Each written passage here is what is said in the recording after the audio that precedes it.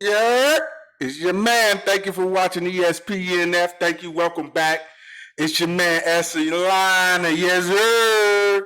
And man, what a hell of a game that was between Boston and Toronto, double OT. And my bad, my bad. That was all me. I wasn't expecting them to come out. They hadn't been doubling Kemba, but they're doubling Kemba now. Stay away from them. They couldn't stop Tatum, but they found out how to stop Kemba and they could win. So that was my bet on the Kemba. When I looked into it, I went with Kyle Lowry afterwards, but it was after I got the video out because he's the main guy and there's no other way they could facilitate without Kyle Lowry.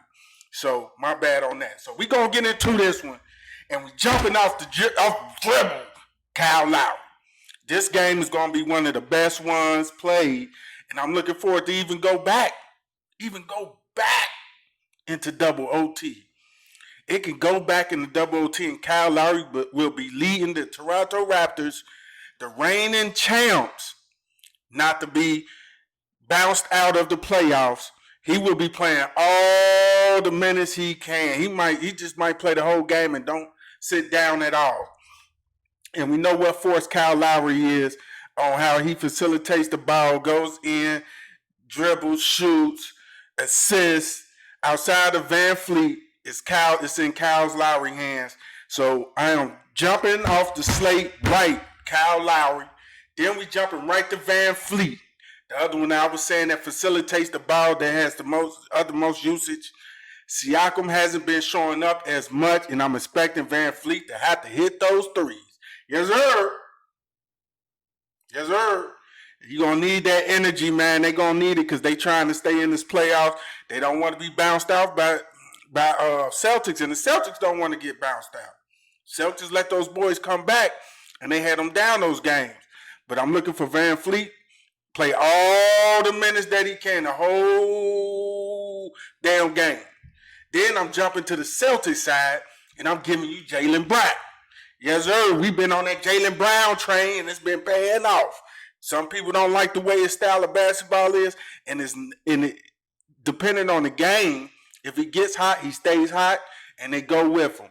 Then if he's not hot, he still gets his dinks and doinks by the rebounds, steals, and blocks that he does out there. So he still can return you value for his price, and I'm expecting him to play all the minutes that he can because this is the game 7. This is it.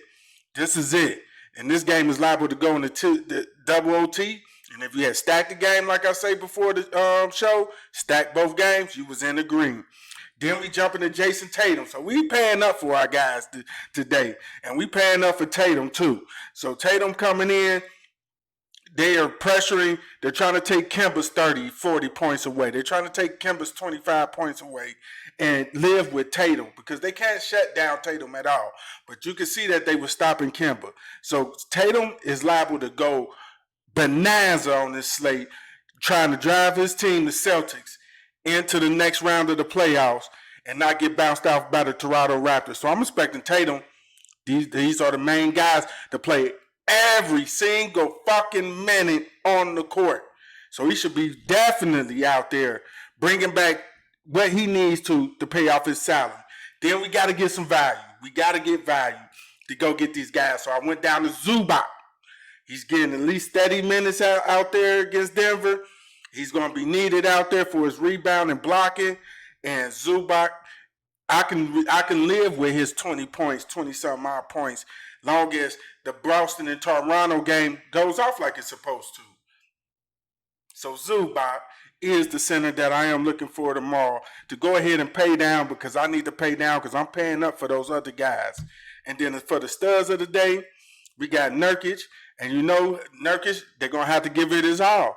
If you want to pay up in center for Nurkic, they're looking to be bounced out. They're down 3-1, and he's going to have a ceiling game.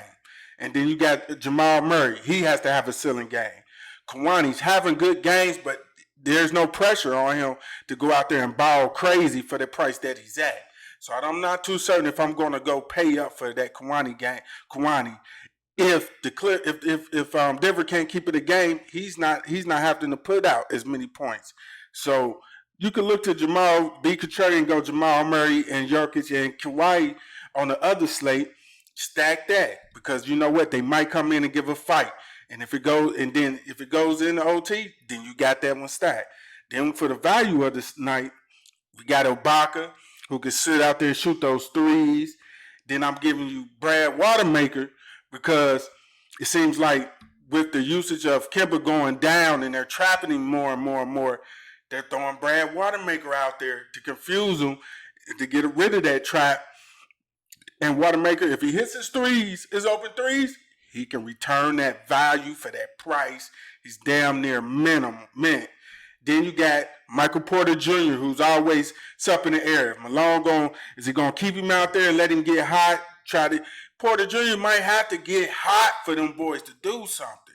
Jamal Murray, Jokic, and Porter Jr. has to know how to combine their offense together. So thank you for tuning on into ESPNF.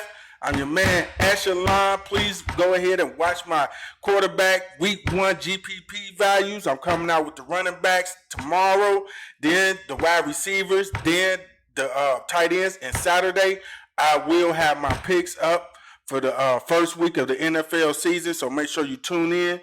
Thank you for watching. Please like and subscribe. Yeah, this your main man, Echelon. Yeah.